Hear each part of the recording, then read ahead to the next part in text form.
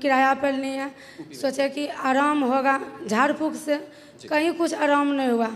एक सप्ताह में इतना बड़ा जख्म हो गया कि मेरा बच्चा चल भी नहीं सकता था। फिर वहाँ पास में जो हॉस्पिटल था वहाँ लेके गए, वहाँ ले जाने से डॉक्टर ने जवाब दे दिया, वहाँ से इसको रेफ़र कर दिया लखनऊ। हम लोग नहीं आ पाए, वहाँ का भाषा हम लोग नहीं समझ पाए। हम लोग दोबारा वापस लेके चल गए, एम्बुलेंस किए, इसको दोबारा पटना लेके चल गए। पटना में IVIG हॉस्पिटल है, वहाँ दिखाएँ, वहाँ भी दवाई मेडिसिन दिया डॉक्टर ने, उससे भी आराम नहीं हुआ। फिर हम लोग गांव चले गए, घर पे जाके 15-20 दिन रहे, बच्चा का और स्थिति खराब हो गया। फिर हम लोग के गांव में मायागंज है बहुत बड़ा हॉस्पिटल सरकारी, वहाँ एडमिट किए, 2.5 मंथ वहाँ एडमिट रखे इनको, 2.5 मंथ। वहाँ आराम हुआ, फिर से दोबारा आने की निशान आने लगा। फिर दिल्ली में ऑनलाइन डॉक्टर को दिखाएँ, वो बायोप्सी के लिए बोला, बायोप्सी करवाएं, बोला जब तक रिपोर्ट नहीं आएगा तब तक हम मेडिसिन नहीं देंगे। 1 सप्ताह से ज़्यादा लग गया बायोप्सी का रिपोर्ट आने में, तब तक इसका कंडीशन और एकदम ख़राब हो गया। मैं एक बार चाहता हूँ कि हम ज़रा उन तस्वीरों के माध्यम से कलीसिया को दिखाएं कि इस बच्चे को होता क्या था। ये एक ऑटो इम्यून डिसऑर्डर है जिसमें शरीर का जो रक्षा प्रणाली है वही अपने आप को नाश करने लगती है। इस बच्चे को पाँव में ऐसा घाव था, जो घाव बढ़ा जा रहा था वो हील नहीं हो रहा था, और इसके मुंह में छाले थे, इसके गले तक में बड़े बड़े अल्सर हो गए थे, और इसको पानी पीने में भी चुभता था, इसको पानी पीने में मिर्ची लगती थी, जलता था। खाना तो दूर की बात है, ये बच्चा लिक्विड पर, नारियल पानी पर जिंदा था। बहुत 3 महीने तक उसकी मम्मी बता रही थी उसको नारियल पानी और लिक्विड जूस देते रहे, और उसको वो भी जलता था। और ये बच्चा खून की उल्टियाँ करता था इस बीमारी के चलते। और इतना इलाज कराने के बाद, अब जानते हैं परिवार, इसके पापा एक राजमिस्त्री हैं, आप राजमिस्त्री का काम करते हैं। आप बताएंगे ज़रा अपने बच्चे के इलाज में आपने लगभग कितना रुपया खर्च दिया होगा? खर्चा तो सर करने कम से कम तो 15-16 लाख रुपए खर्चा हो चुके हैं। 15-16 लाख रुपए खर्च चुके हैं। ये लोग मुझे बता रहे थे इन्होंने उधारी पे, ब्याज पे, मार्केट से पैसा ले करके अपने बच्चे का इलाज करवाया है। ये 2022 से इसका इलाज चल रहा था, पहले तो डिटेक्ट ही नहीं हुआ। एक बार आप रिपोर्ट्स दिखाएंगे ज़रा आगे लाके? ये इसकी रिपोर्ट्स हैं, आगे लाइए। ये इसकी रिपोर्ट्स हैं। इन रिपोर्ट्स में कुछ नहीं आता था पहले, बहुत समय तक जूझते रहे, एक जगह से दूसरी जगह भटकते रहे, कोई इलाज नहीं मिला मेडिकल साइंस के पास। जब सारी रिपोर्टें नॉर्मल आती थी वो बच्चे की हालत और बदतर होती जा रही थी। लेकिन सच में हमारा परमेश्वर जिंदा खुदावंद है, उसके लिए कुछ भी मुश्किल नहीं है।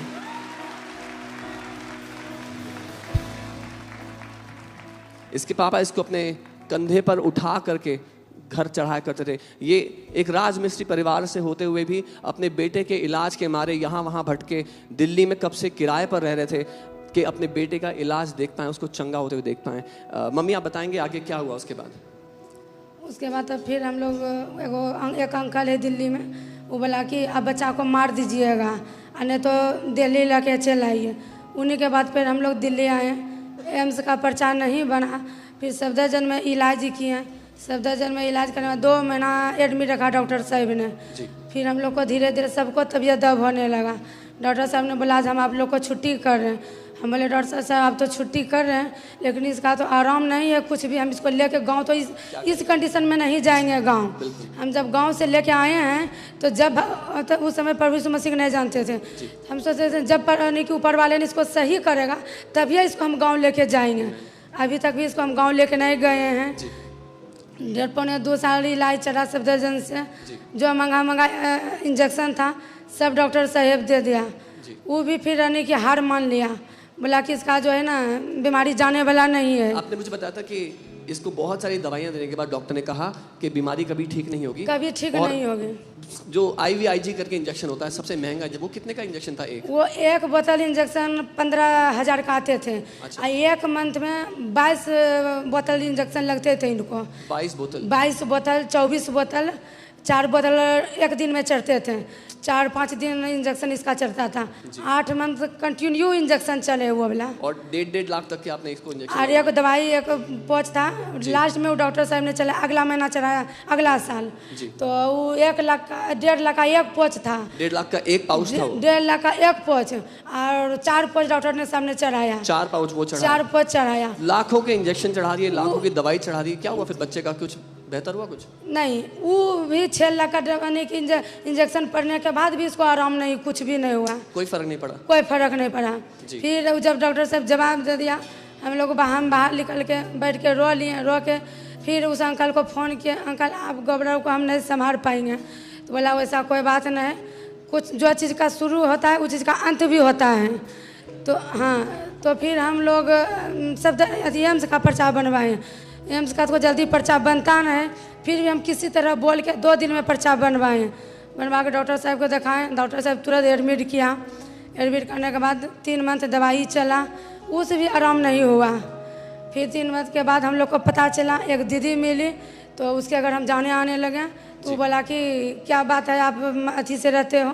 हम बोले दीदी हमको एक लड़का है, ऐसे ऐसे के बात है। तो बोला कि चलो चर्च तुमको चर्च लेके जाएंगे। उसके बाद फिर जब चर्च का नाम लिया, गौरव फिर से एडमिट हो गया, फिर से एडमिट रह गया 3 मंथ। फिर जब वहाँ से हॉस्पिटल से आए तो फिर वो दीदी ने फ़ोन किया हमको कि तुम आप कहाँ पे हो? हम बोले दीदी हम तो अभी गौरव को लेके घर आए हैं। तो बोला तुम तो सब कुछ कर ली, एक बार मेरे बात पे तुम गौरव को लेके चलो चर्च, हम तुमको लेके चलेंगे। हम बोले दीदी ठीक है। वो दीदी भैया अपना गाड़ी से हमको लेके आया चर्च आए।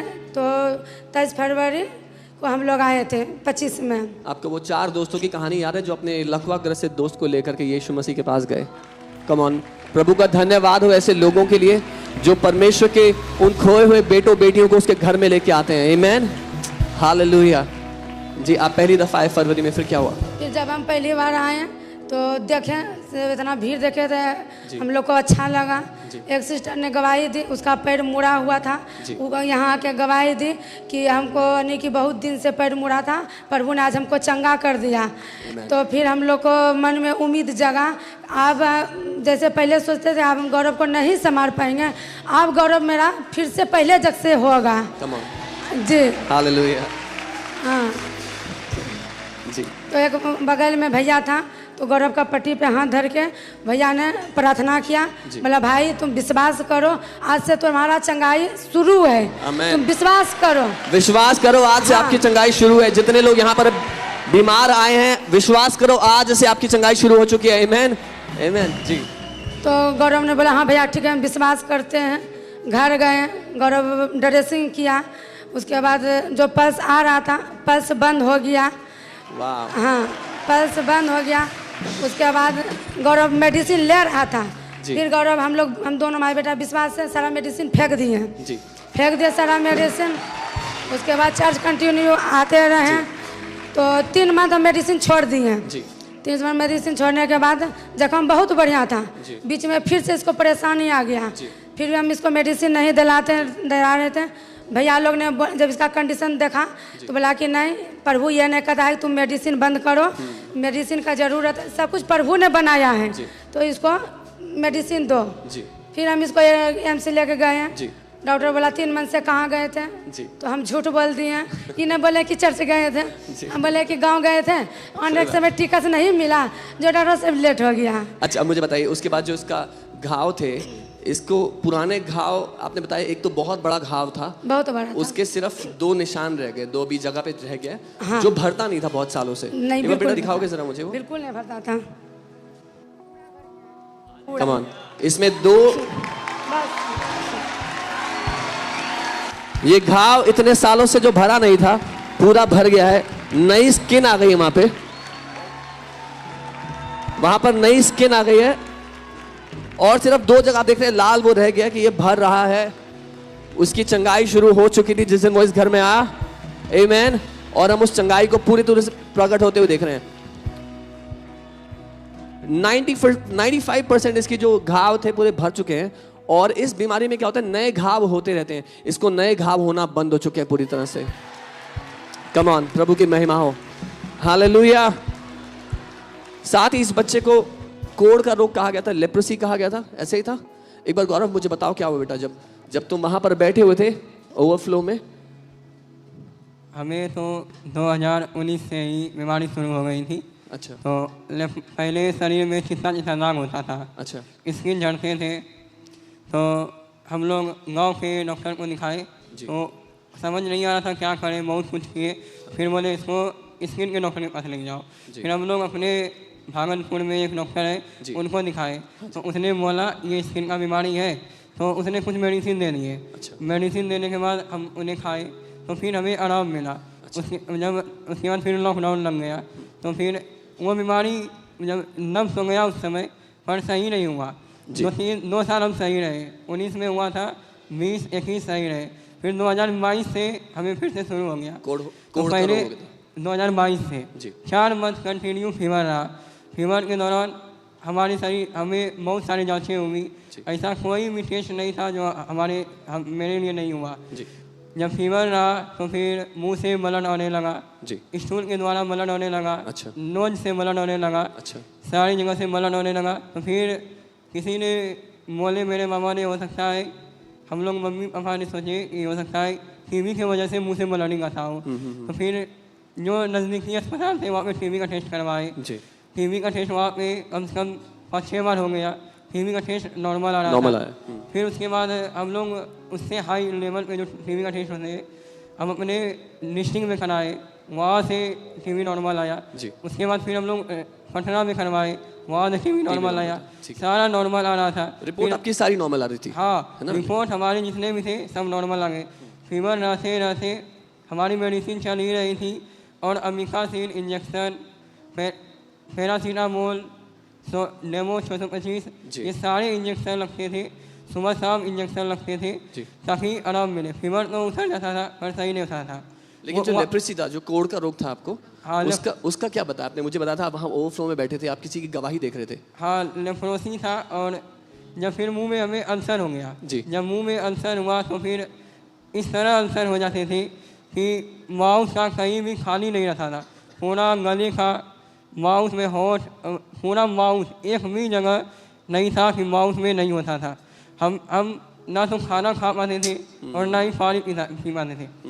जब ये हुआ था 3 बार 4 बार हुआ पहले भी, और इसमें ना तो जूस वगैरह तो मीठा रहता है, जूस वगैरह तो नहीं पी सकते थे, लेकिन मम्मी ने हमें डांट के जूस दाल पानी पिलाती थी ताकि जिंदा रहे। और इसमें पानी भी इतना जलन देता है, पानी तो उसमें ना तो कोई मीठा रहता है ना कोई खारा रहता है, लेकिन अल्सर एक ऐसा जख्म है जिसमें पानी इतना जोर लगता है कि वो शायद हमें भी मालूम है कि कितना जोर लगता है।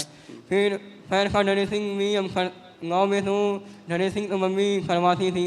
हम पहले जब वहाँ पे एडमिट हुए थे वहाँ पे हमें ड्रेसिंग के लिए नीचे ओपीडी बुलाया जाता था, पर हमारे वहाँ पे इस तरह मतलब हमारे पेशेंट के बाद पेशेंट इमरजेंसी में हमारे होते थे, तो होने के बाद वहाँ हम लोग मेरा दर्द मम्मी और पापा को देखा नहीं गया, तो उसी डॉक्टर के उसी हॉस्पिटल के एक जो ड्रेसिंग करते थे वो बोलते थे, उनसे बात हुए तो वो 500 रुपया एक दिन के बाद एक दिन ड्रेसिंग करने का पैसा लेते थे, और आते थे वो ऊपर और सिर्फ 5 मिनट का काम रहता था, खोलते थे, इसको साफ करते थे और ड्रेसिंग करके चले जाते थे, उसको 500 रुपया देते थे। वहाँ मैंने 2.5 मंथ कंटिन्यू मेरे मम्मी पापा ने ड्रेसिंग करवाया, एक दिन के बाद एक दिन। उसके बाद फिर वहाँ से जब मुंह में निशान आ गए तो फिर हमें बायोप्सी के लिए पटना भेजा गया।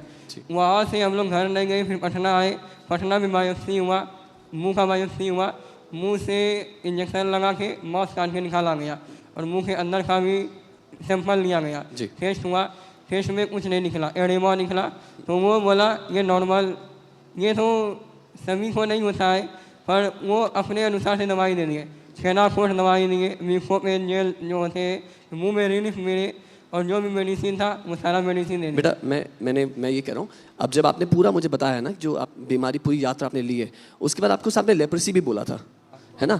लेप्रेसी का मुझे आपने 2 चीज़ बताया। पहले आपने कहा था आप ओवरफ्लो में बैठे थे, आप किसी की गवाही देख रहे थे, आपको याद है? लेप्रोसी हमें जो हुआ था, तो हमने एक वचन पढ़ा था, मत्ती 2:3, उसमें लिखा हुआ था कि वहाँ पर एक खोरी भी था, और वो प्रभु यीशु मसीह के सामने आया और बोला, प्रभु यदि तू चाहता है तो मुझे चंगा कर। तो हम 23 फरवरी को आए थे, 23 फरवरी को। मैं आपको बताना चाहता हूँ प्रभु चाहता है आपको चंगा करना। आमीन, आमीन। और आज आप चंगे होके जा रहे हो यहाँ से, हालेलुया। और जब रांची की सभा चल रही थी और हमारे आत्मिक पिता उस समय रांची में थे, संडे की शाम को, आपको याद है? संडे की शाम को यहाँ से वो रांची से प्रचार कर रहे थे, तब गौरव उसका परिवार यहाँ पर थे चर्च में? नहीं, जब हम और मम्मी आए तो उस रात में हमको लगा कि ऑनलाइन तो हम लोग घर पे देखे थे, तो हम चर्च आए। तो फिर मम्मी को और हमको जब आप लोगों को नहीं देखे, फिर बोले अरे फालतू खा गए, क्योंकि वहाँ तो है तो आप ऑनलाइन भी कर सकते थे। पर मम्मी ने बोला जब आ ही गए तो आ ही जाते पूरा। जब आ ही गए तो पूरे आ जाओ भैया। आप जीवित परमेश्वर के घर में आए हो, आमेन। मैं आपको बताना चाहता हूँ, जो भी यहाँ पर उम्मीद लेके आया है, जिस भी बात की उम्मीद लेके आया है, वो उसको आप पूरा करके जा रहे हो आज यहाँ से, आमेन। कोई भी जिंदा खुदा के सामने खाली हाथ नहीं जाएगा, अपनी उम्मीदों का उत्तर लेकर के जाएगा, आमेन। और जब ये यहाँ पर आए, यहाँ पर बैठे और देख रहे थे, रांची से जो सभा हो रही थी, तो हमारे आत्मिक पिता ने एक वर्ड रिलीज किया, एक वचन रिलीज किया रांची से। मैं चाहता हूँ टीम वो क्लिप हमें दिखाए जरा। यीशु के नाम में there is like a skin mark, like leprosy is being healed now. किसी को चमड़ी पे मार्क है, वो लेप्रेसी की तरह चर्म It's रोग like का है। you scratch so much that it bleeds. वो कोड़ की तरह है, आप इतना खुजाते हो कि उसमें खून आता है। And the wound doesn't heal because you have constant itching. और वो घाव भरता ही नहीं क्योंकि हमेशा खुजली होती है। The Lord is healing you now. प्रभु आपको अभी चंगा कर रहे हैं। Somebody, you are not able to breathe because of the growth. आमेन। सो कोढ़ की बीमारी को प्रभु यीशु मसीह ने इस वचन के द्वारा चंगा किया, और साथ ही इनकी जो ये पायोडर्मा नाम की बीमारी है उसमें चंगाई शुरू हो चुकी है। परमेश्वर ने 95% इन घावों को भर दिया है, चंगा कर दिया है। हम क्यों ना परमेश्वर की महान स्तुति दे, उसको महाकमन चर्च के स्थान पे खड़े हो, उसको महान स्तुति दे, क्योंकि वो जिंदा परमेश्वर है।